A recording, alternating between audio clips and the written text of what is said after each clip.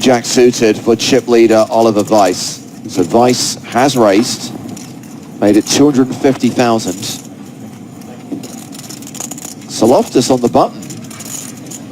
Has aces! Oh my 650,000. word. Yeah, and Weiss going to have every reason to continue here at this sizing. You know, this is less than 3x.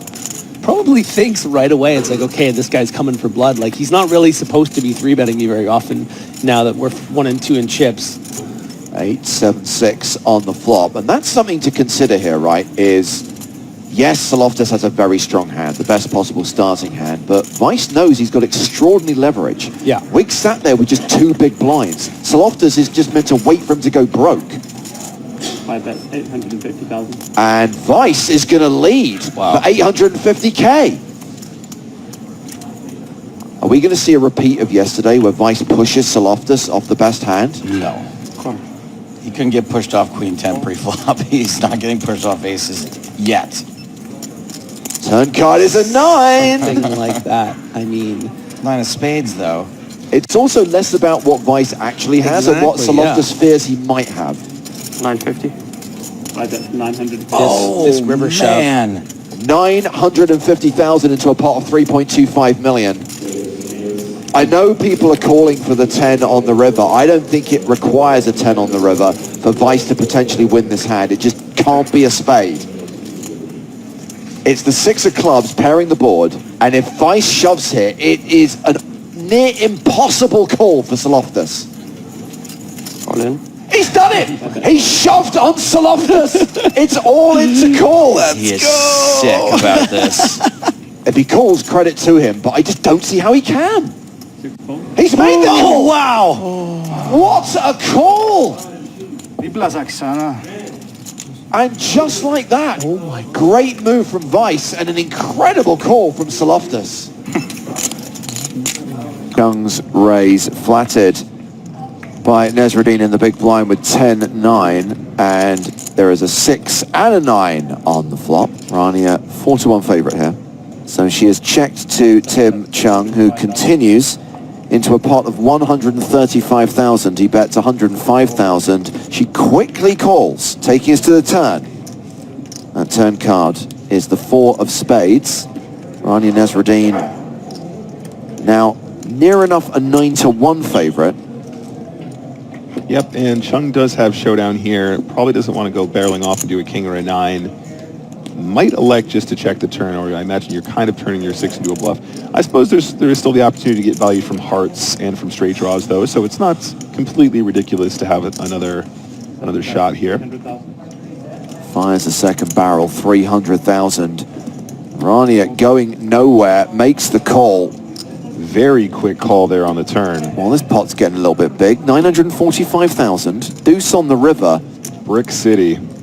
Okay, she checks a third time. Is Chung going to fire a third barrel here? He has got a little bit of showdown value, but maybe he thinks a 6 is no good. I think it would be highly unusual to not try and show down a 6 here when you are beating a lot of those combo draws that I was just describing. The hearts, the straight draws, or indeed just one of them. But he's going to go for it. Wow. He bets enough to put Rania Nesreddin all in, and she now has to decide whether to call for her tournament life with second pair, and she does! She does it! She doesn't even use a time bank card, pretty much snaps it off. The absolute pace of that hand, James. Call, call, call. Chung saying he misread his hand. King